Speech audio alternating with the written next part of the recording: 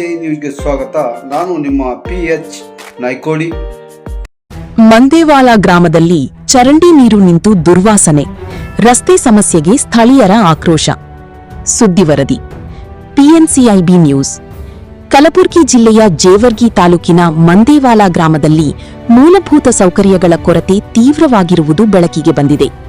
ಹಾವೇ ರೋಡ್ನಿಂದ ward number 3ಕ್ಕೆ ಸಂಪರ್ಕಿಸುವ ಮುಖ್ಯ ರಸ್ತೆಯಲ್ಲಿ ಚರಂಡಿ ನೀರು ನಿಂತು ದುರ್ವಾಸನೆಯುಂಟಾಗುತ್ತಿದೆ.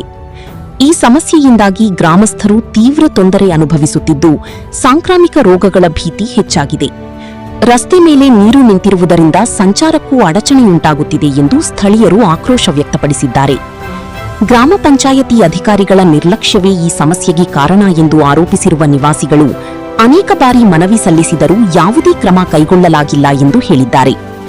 ಇನ್ನು ಚುನಾವಣೆ ಸಮಯದಲ್ಲಿ ಮಾತ್ರ ಜನರನ್ನು ಸಂಪರ್ಕಿಸುವ ಜನಪ್ರತಿನಿಧಿಗಳು ನಂತರ ಹಳ್ಳಿಯ ಸಮಸ್ಯೆಗಳತ್ತ ಗಮನ ಹರಿಸುವುದಿಲ್ಲ ಎಂಬ ಅಸಮಾಧಾನವನ್ನು ವ್ಯಕ್ತಪಡಿಸಿದ್ದಾರೆ.